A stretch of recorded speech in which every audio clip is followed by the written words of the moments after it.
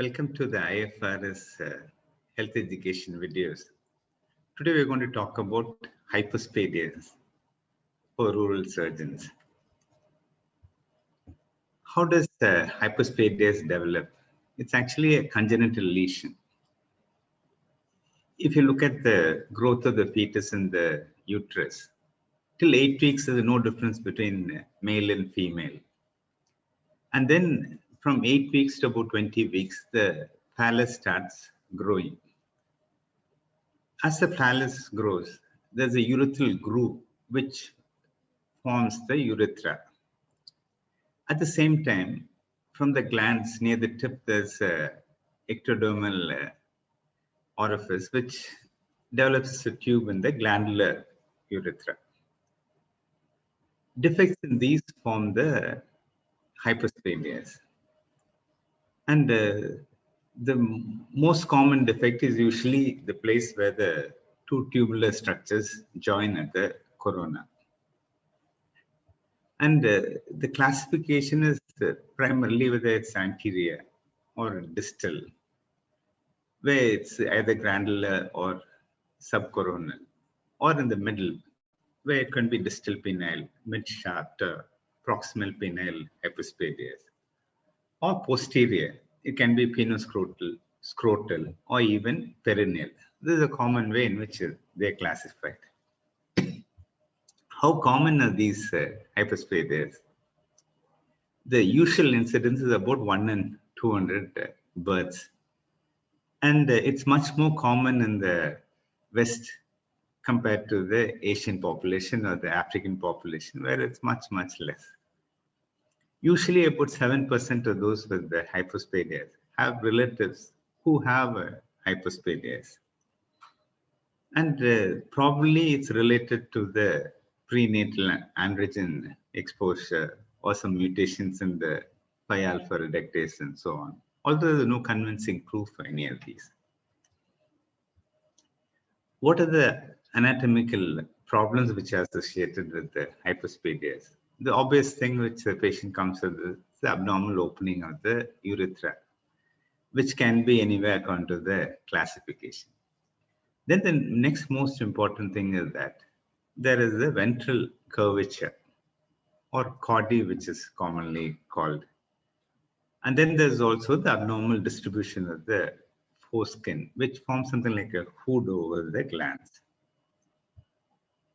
And the goals of repair is again related to these.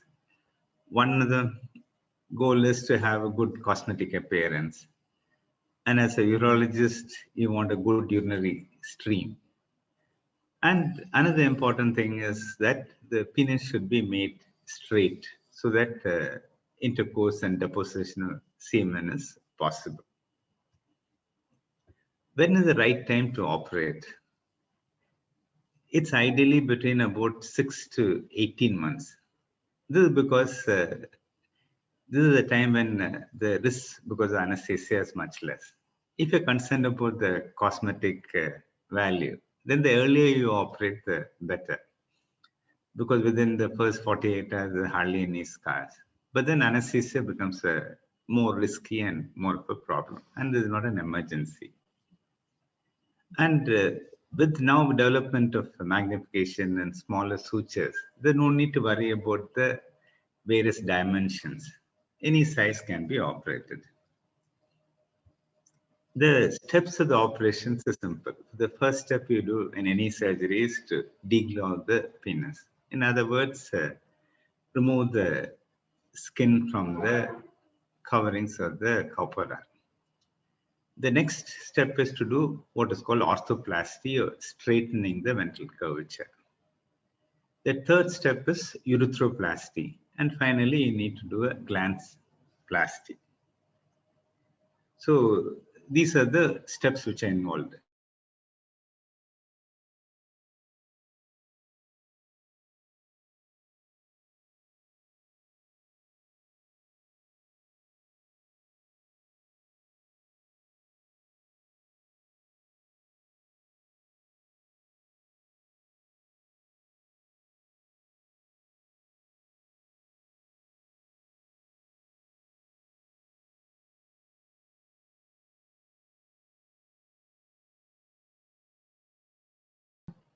Orthoplasty is very important because you want to prevent the ventral curve.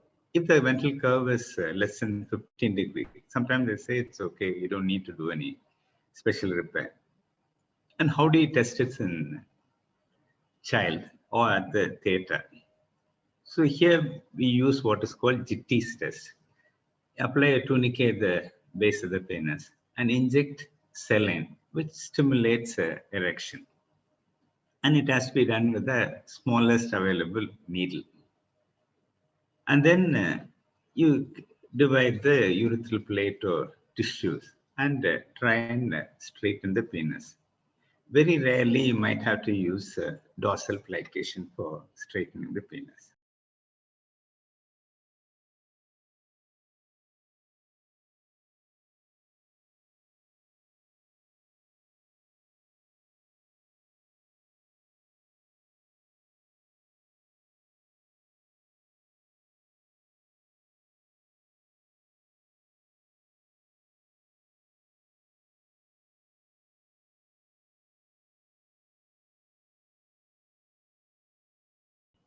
Then the most important thing is urethroplasty.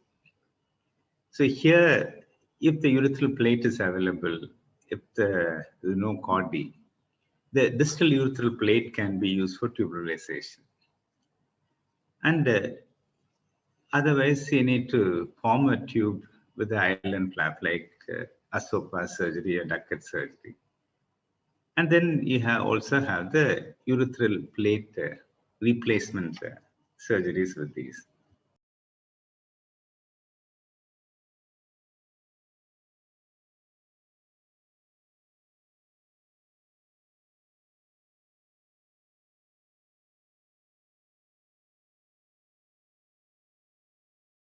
Again, another way of classification is that the primary tubulization surgeries, then the local vascularized pedicle flaps.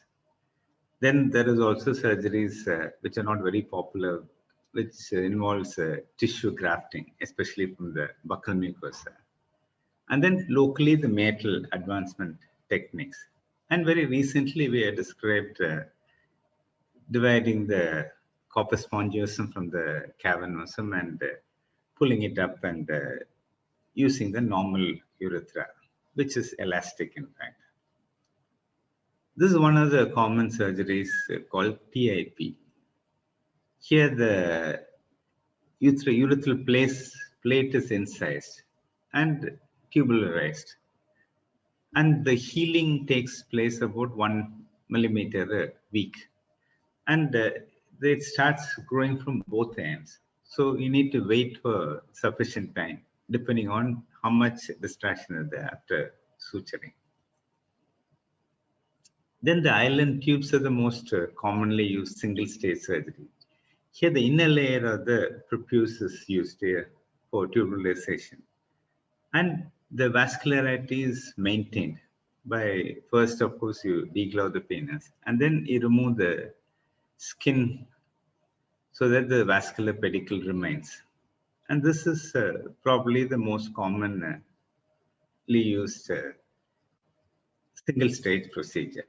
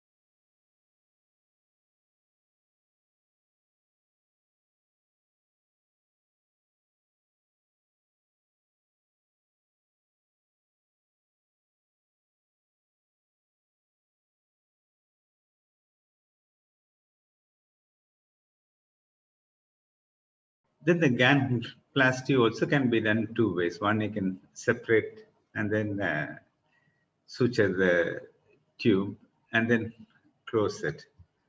or you can create a tubular structure like this through which you can pull the urethral tube.